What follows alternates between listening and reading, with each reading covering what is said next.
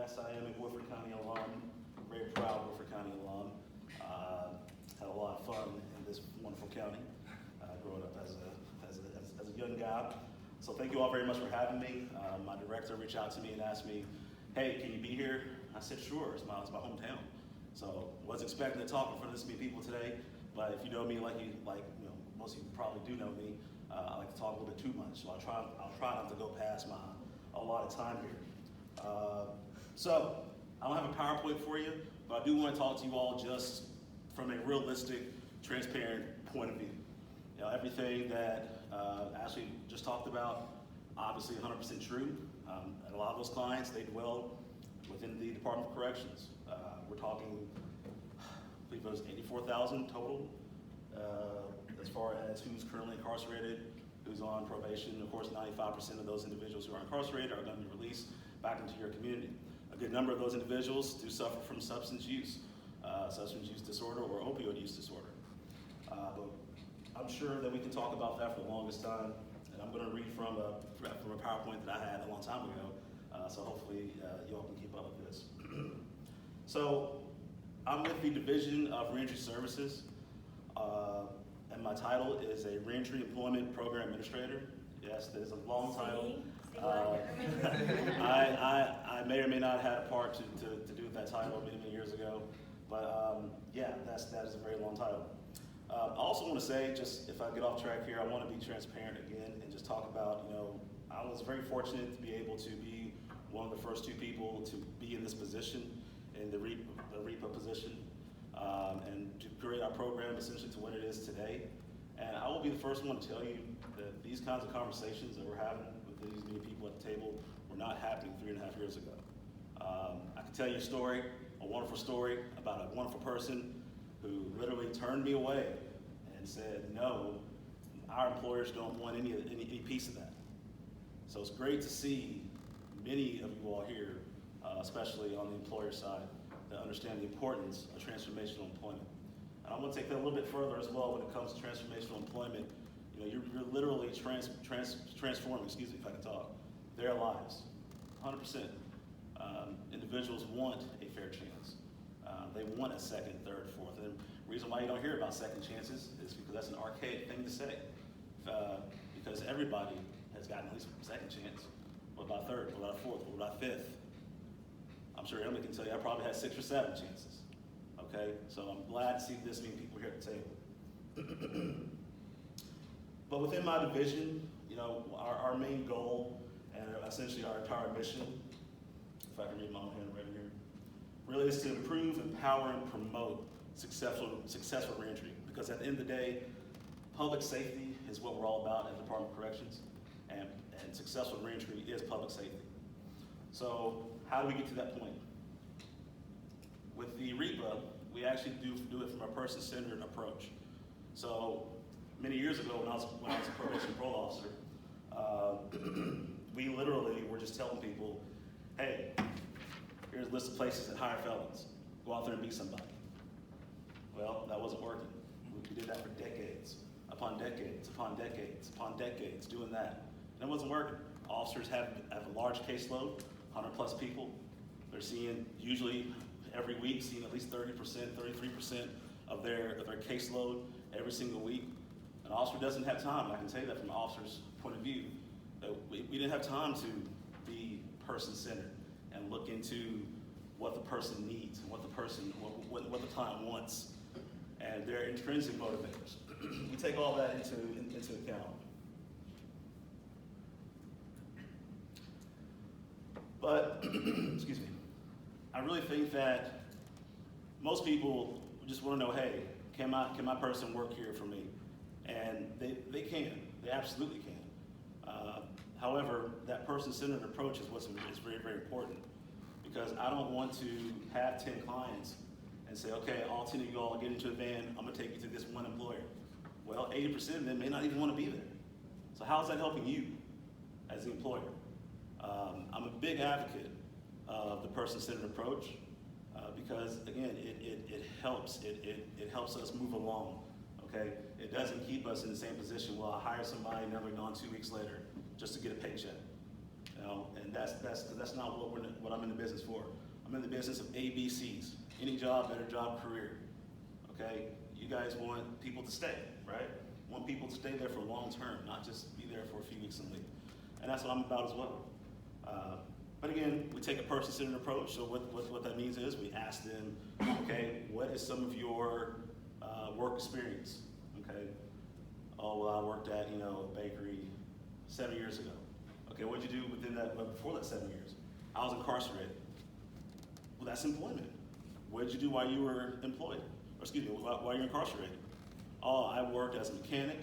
I worked as a welder. I worked as, you name it, janitorial services. That is still steady employment.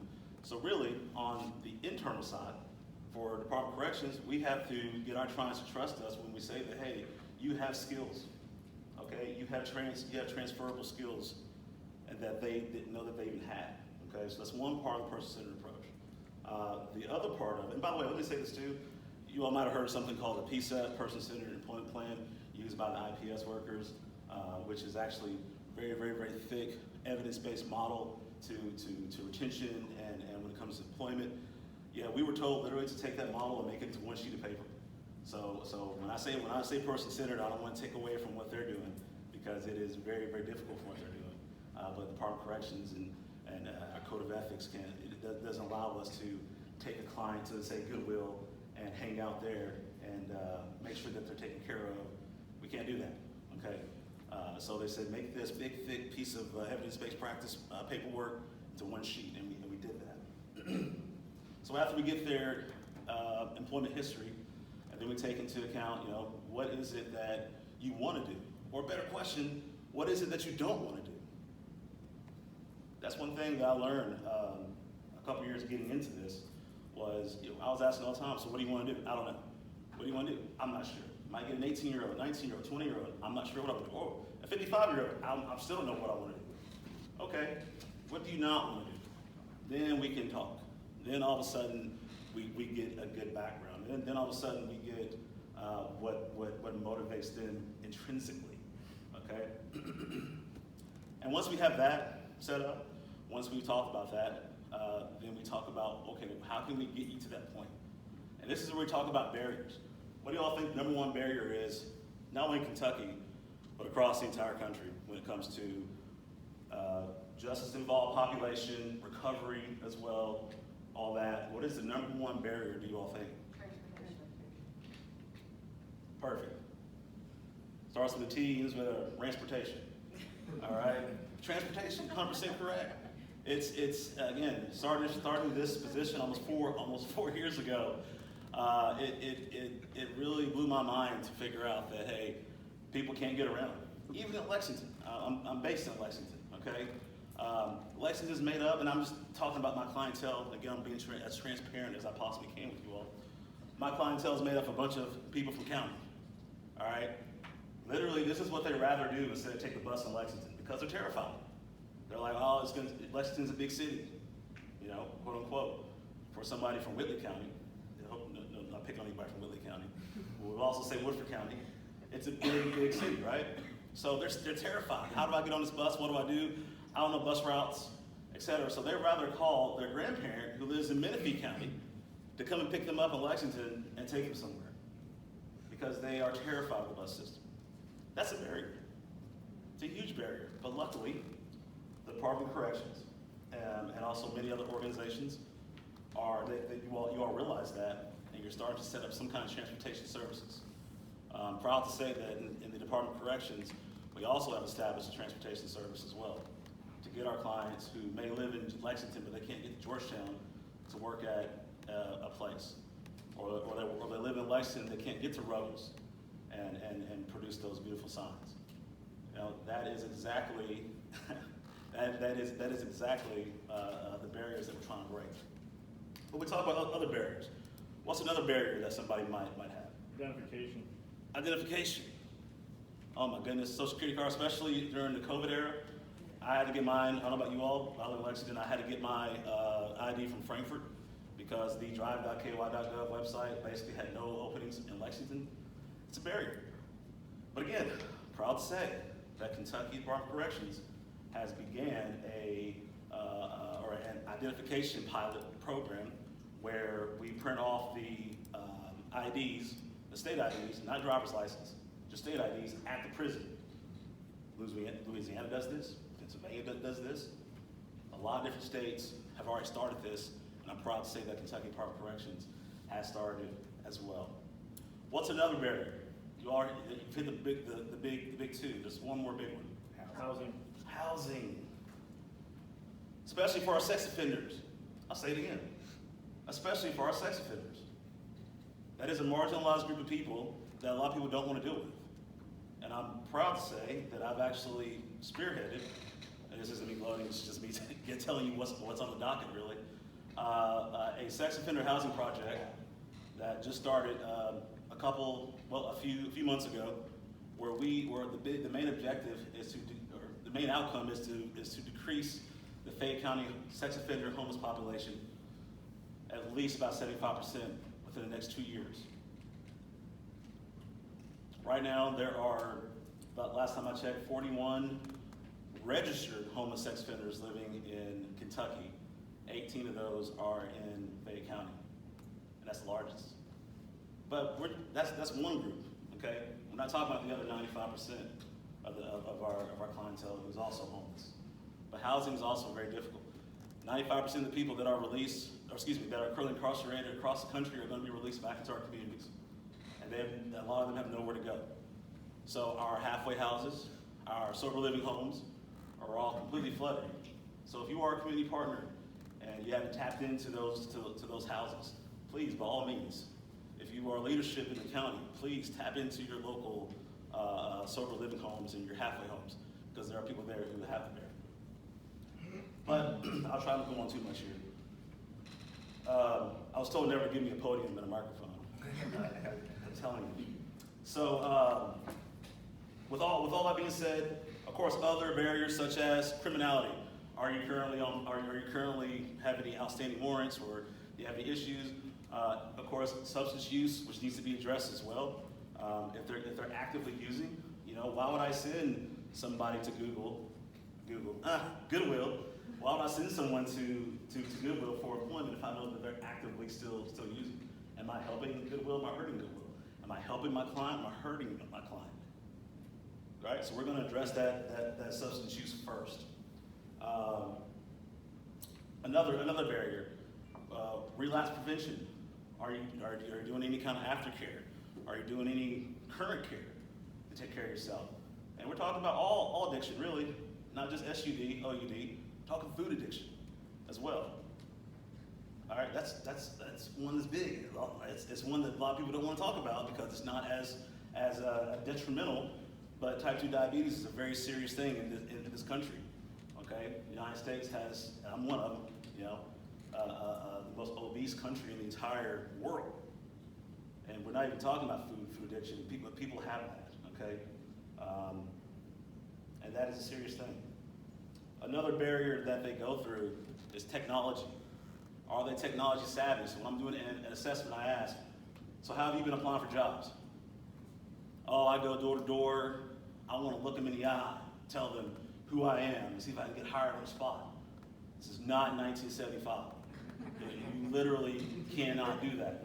You can, but they're going to look at you. You walk into a store and they say, give me a job application. You're going to have a 17-year-old like, what? Is what? Can you go online? Nope, I'm offline, I'm right here. That's actually a true story. I tell all my clients, don't do that. Let me help you. So that's why we have our community partners such as the Kentucky Career Center, the Bluegrass Ad, okay, Goodwill, who are giving out the services that our clients need when it comes to employment. A lot of you are here that I've seen before over the years, but that's another way that we tackle that. What's a resume? I've never done a resume. Don't have to do a resume. I'll go shake their hand and say hello. No, it doesn't work like that anymore. You put your resume through Indeed. It's gonna. You better hope that you have a lot of different other keywords in there, because the software is not gonna say that you're the most qualified. And that's something that our clients don't know. Last one, as far as a barrier that a lot of people don't think of, childcare. that's become more relevant now for our private sector and for the ones who are employed because of COVID. I'm definitely one of them. My little 7-month-old started daycare today. I did not drop a tear at all. Not at all this morning. He's lying. Not at all. Love the kid. But he started daycare today, you know. So our clients, they may not have that kind of childcare. Be able to pay for that. These are all barriers to employment. And so what I really want to finish up with, which I've actually got completely off my quasi script here, is, and I want to talk to you about statistics and all that fun stuff. But really, you guys are here to know, you know, do you have people for me? Can we help you? How can we all help each other? And really, it's just understanding that this clientele, this group of people, is different than your average client. Okay, they've had trouble trusting people their entire life. Okay, and honestly, from the Department of Corrections side, from a more of a criminal justice side, well, I see why. You know, back in the 1990s, your PO could send you to prison just for sneezing wrong. Today, there's graduated sanctions to where if they do something wrong, okay, what matrix do we use to be able to punish this person? And as a former probation parole officer, you know, you start to really ask yourself, you know, why am I sending this person back for something minor or even before the parole board? So luckily we're hiring people and getting people to understand that, hey, use more discretion, okay? I hope that after this, because I hope that everyone asks questions and asks me things. I could literally sit up here and talk for 90 minutes about what I do and what the Department of Corrections is and all that fun stuff, but I'm not going to bore you with that too much while I'm talking. So if you have questions, please ask, because I want to help. I want to get people to where they need to be. I want to continue our partnership like I have throughout the last 3.5 years as well. But I appreciate your time. And now I got coming up from EKSET, all right, who's a job reentry and support specialist. His name is Adam Fargo.